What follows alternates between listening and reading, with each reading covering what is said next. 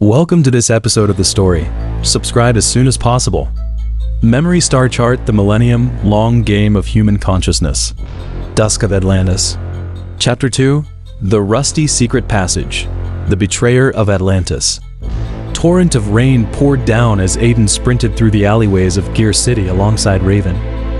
Her ears still echoed with her mother's message from the memory hearse, and the blood-written word Delta Omega G Omicron Nu on the back of her hand burned like a searing brand, as if a flame danced beneath her skin. Raven's raven totem scarf fluttered in the wind, revealing fresh burns on his neck wounds inflicted by the Star Guardian's memory threads, with faint gear-shaped patterns visible beneath the charred flesh. Why are they after me? Aiden halted at the alley's entrance, clutching the Hephaestus wrench at her waist. In the distance, the distinct hum of the church's gear engines grew louder. 3 steam-powered Hunter motorcycles closed in, their owl-shaped searchlights sweeping across the walls, casting Yochuda shadows on the damp bricks.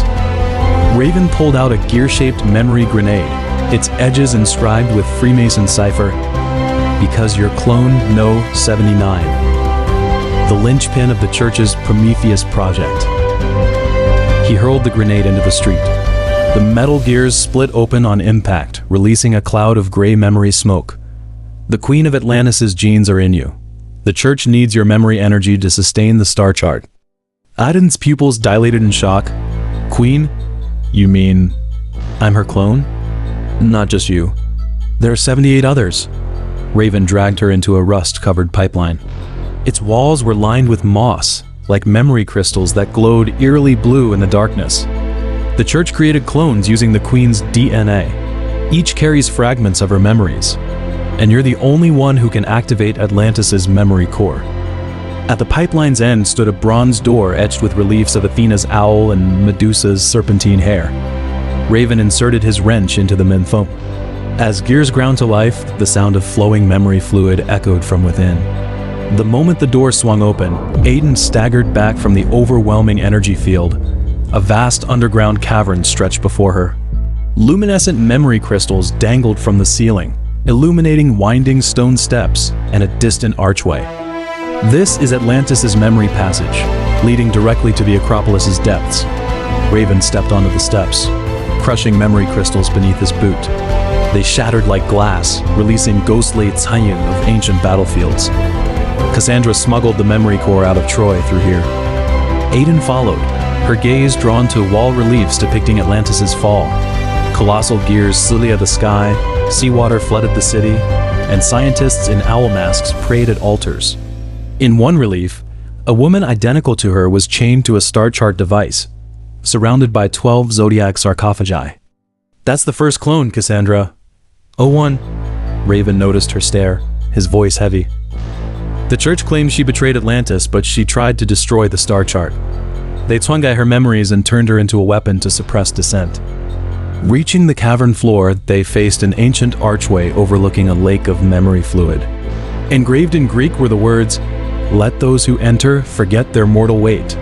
Raven removed his scarf, revealing burns that covered his neck and shoulder, a perfect match for Atlantis' double snake totem. Your wife's memory feathers.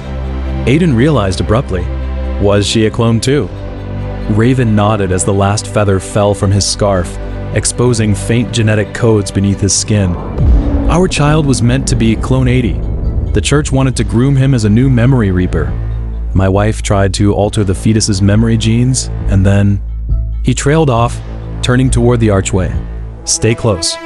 The memory resonance fields in the passage will amplify your fears.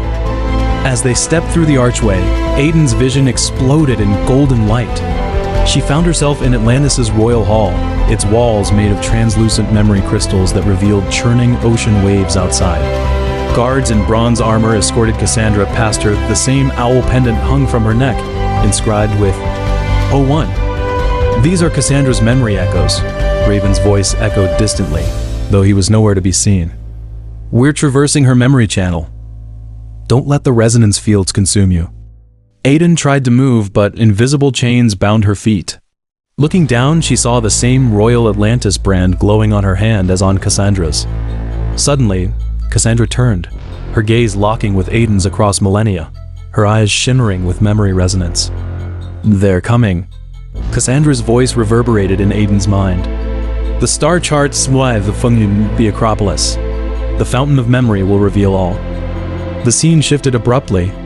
Aiden stood in a massive gear workshop, mechanical arms assembling memory furnaces. She recognized it as the church's underground facility. On the central altar lay a clone identical to her, a memory scythe embedded in its chest. The clone 79 mentioned in Volume 10's Vendra. "Aiden!" Raven's shout pierced the memory haze. Aiden felt a hand seize her wrist, pulling her from the resonance field. She snapped back to reality, lying beside the memory lake, with Raven's wrench pressed to her throat, his eyes wary. "You almost got consumed by Cassandra's memories." Raven withdrew the wrench. His tense reflection rippled across the lake's surface. Her consciousness was split into 12 parts, sealed in the zodiac tombs. Your pendant is the key to unlock them. Aiden touched her pendant, now burning hot, its owl totem oozing golden fluid. Across the lake, a glowing liefeng in the rock formed a massive owl silhouette, the symbol of Athena. "The fountain of memory," Raven pointed to the liefeng. "Legend says it formed from Cassandra's blood. Rebels once used its power to fight the church." As they waded closer, Aiden's pendant flew from her neck, lodging into a groove at the liefeng's center. The entire rock face trembled, memory fluid cascading like a waterfall to reveal a hidden chamber. At its heart stood a colossal sarcophagus engraved with the Queen of Atlantis, her hand clutching a gear-shaped memory core. "That's Atlantis' memory core, the church's greatest fear." Raven pulled out a fanhuang photo of himself with a young woman holding a baby. "My wife was a memory tailor guarding the core. The church framed her for trying to alter her own memories." Aiden touched the sarcophagus. Her pendant screeched. The coffin lid slid open, revealing a skeleton in Atlantean armor, a fractured memory crystal embedded in its chest. Inside played a chaotic battle. The Queen fought the church's first leader at the star chart device, Atlantis sinking in the background. "Look here." Raven pointed to the skeleton's wrist, where a silver cross identical to Aiden's rested. "That's the church's memory tracker. Your mother might have been a clone too." Aiden staggered as a vision of her mother's death flashed. A burning church, a memory furnace, and a scientist in an owl mask. She finally understood the cross wasn't a relic but a tracking device implanted by the church. "We have to destroy the core and sever the church's link to the star chart." Raven handed her the wrench. "Smash the memory crystal, it's the only way." Aiden took the wrench. The blood word on her hand glowed crimson. She raised it high but hesitated as the Queen and the crystal opened her eyes, their gazes merging. "You're not a clone. You're my reincarnation." The Queen's voice thundered in Aiden's mind. "The church imprisoned my consciousness in clone bodies. You're the first to break the cycle." The roar of gear engines echoed from outside. Church hunters had breached the passage. Raven turned to face them, the fountain's light outlining his silhouette. His scarf was gone, revealing a church brand on his neck, a chulun and snake symbol identical to Lia's Shijue Fuhao. "Raven, your brand?" Aiden's voice trembled. Raven looked back, conflict in his eyes. "I'm sorry, Aiden. I must complete the church's mission." He aimed his gear pistol at her. "Hand over the core, your mother's memory fragments will vanish forever." Aiden noticed silver threads protruding from his cuffliat's memory threads. From the start, Raven had been a church spy. His wife, child, and Burns were all Jinsing-crafted lies. Why? Aiden stepped back, her hand brushing the memory crystal on the sarcophagus. "Only you can activate the core. The church needs it to complete the final memory harvest." Raven advanced, the pistol's memory threads glowing. "Don't fight it. Every clone before you failed. This time will be no different." Aiden recalled her mother's letter. "When you see this, I am already part of the star chart." She gripped her pendant, golden fluid flowing down her arm, coalescing into a memory scythe, the Queen's weapon. "You're wrong." Aiden swung the scythe, slicing through the threads in Raven's hand. "This time, I'll shatter the star's lies forever." The fountain's light erupted, engulfing Aiden in golden radiance. Countless memory fragments flooded her mind. Cassandra's betrayal, her mother's sacrifice, Raven's deception, and the Queen's final choice. When the light faded, starlight danced in her eyes, and she held the Wenjum, the memory core. Raven staggered back in horror. Impossible! How could you merge with the Queen's memories? Because I'm not a clone. I am her consciousness. Aiden walked toward the archway, the scythe leaving a trail of fire. And you are just a pawn the church used to deceive itself. Hunter footsteps drew closer, but Aiden felt no fear.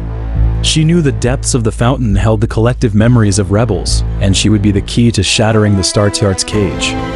As she emerged from the passage, the rain ceased. 12 constellations materialized in Gear City's sky.